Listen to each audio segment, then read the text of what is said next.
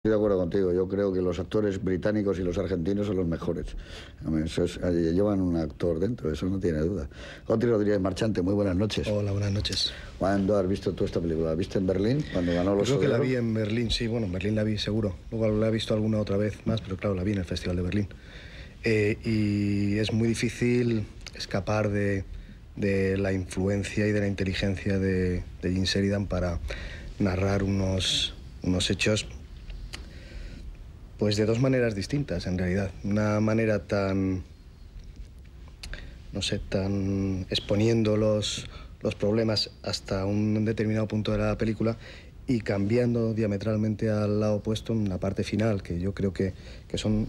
Incluso puede que con mucha vista Sheridan haya elegido estas dos maneras de narrar esta historia, que es una... En realidad es un poco el reflejo de una injusticia y que como tal exige del espectador la total solidaridad y entrega, es decir, que pone al espectador ante un hecho completamente injusto y exige de él pues su solidaridad. Luego establece una serie de relaciones que son muy interesantes y que mezcla desde luego con la fundamental sería la relación entre el padre y el hijo, por un lado, pero que casi va paralela a la otra gran relación que es entre la ley y el individuo, es decir, que es una manera muy sutil de establecer paralelos que tienen mucho que ver.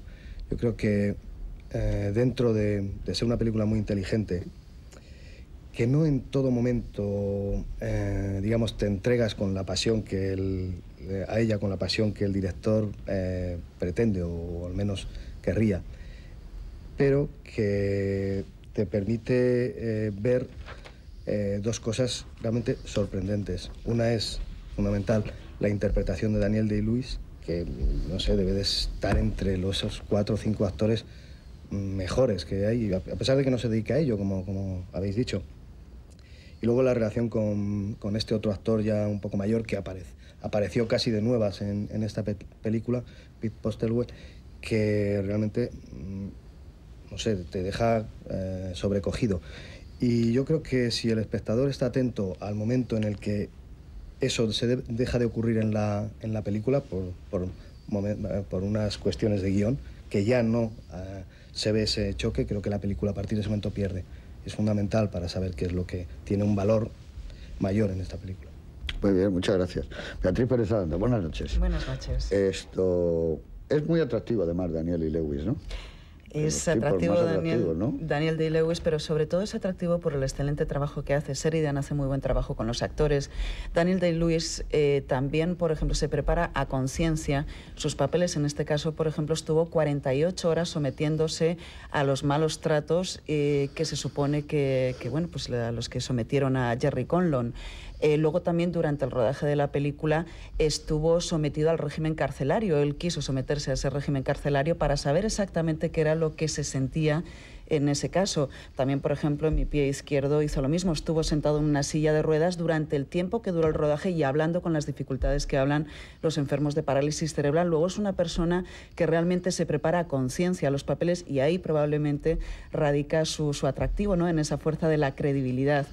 Sheridan, lo he dicho, es un excelente director de actores. Aparte, pues decía Hitchcock que las grandes películas tenían que comenzar como un terremoto, una de las características, ¿no?, de Sheridan. Lo hace también en El Prado, que cuando Richard Harris en el inicio pues está luchando contra los elementos, ¿no? Entonces son los comienzos que le gustan a Sheridan. Sheridan también, yo creo que en El nombre del padre maneja muy bien el ritmo que además acompaña o le vale o se sirve mucho de la música para mantener ese ritmo trepidante. Es una persona a la que además le gusta la música de su tiempo, porque no solamente pues, Bono, por ejemplo, de U2, sino Dylan también. Hace homenajes también al cine, por ejemplo, con El Padrino. Luego lo veremos, ¿no?, la proyección del Padrino en la cárcel. Entonces, es un director que utiliza muy bien el ritmo, que tiene fuerza. Y luego, aparte, ya en la trama de la película, yo creo que no solamente es una crítica al Estado. O sea, ahí los buenos tampoco son los del IRA. En esta película también hace una crítica, por ejemplo, al jefe del IRA, ¿no?, la prepotencia que tiene y los trata de mafiosos, cosa que también hace en The Boxer, en El boxeador. Por otro lado está el Estado pues, también hace una crítica, ¿no? Esa prepotencia del Estado.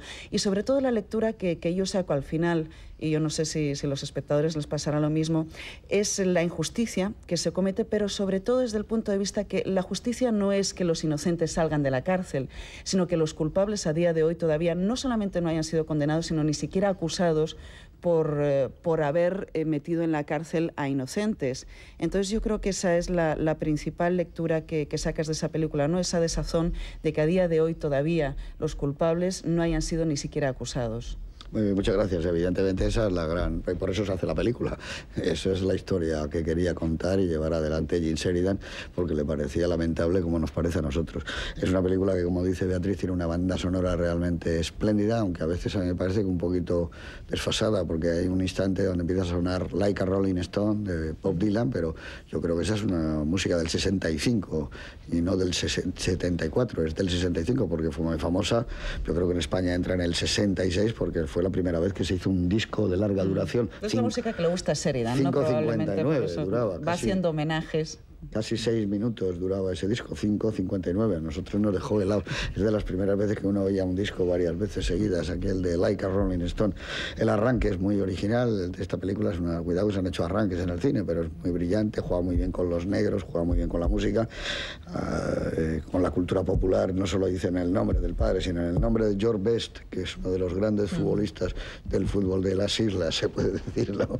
Aquí George Best fue uno de los grandes jugadores. Mezcla muy bien la cultura popular, la música popular, las calles, el mundo de Londres está muy bien dado, el mundo de los parques, el mundo de los mendigos, la vestimenta está muy cuidada, incluso en el personaje de Emma Thompson, que sale como una abogada un tanto vulgar, un tanto mediocre, pero yo creo que hace muy bien ese personaje. Es decir, que el punto de mira de Sheridan está repartido tanto en su aspecto político como en su aspecto social, como en su aspecto de la pura puesta en escena en cuanto a todos los rituales que eso lleva consigo. Y a mí me parece que es una película que, vista en su momento y bajo la presión de un festival como es el de Berlín, no fue nada raro que obtuviera el premio a la mejor película y que luego fuera nominada en 7 ocasiones. Bien, es verdad que si no se llevó ninguno, es difícil porque la competencia aquel año era bastante complicada, pero el del padre sí es un personaje que yo creo que es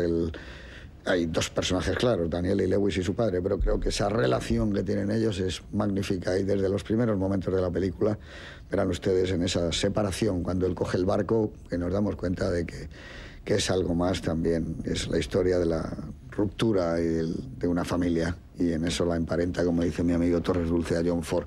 Tiene esa mirada a veces fordiana. Quizá el Ford de hoy en día no sería el Ford de Que verde era mi valle, sino nos sorprendería a todos por una mayor fuerza, una mayor sequedad de estilo, una mayor melancolía y una mayor tristeza, como tienen muchas imágenes de esta película.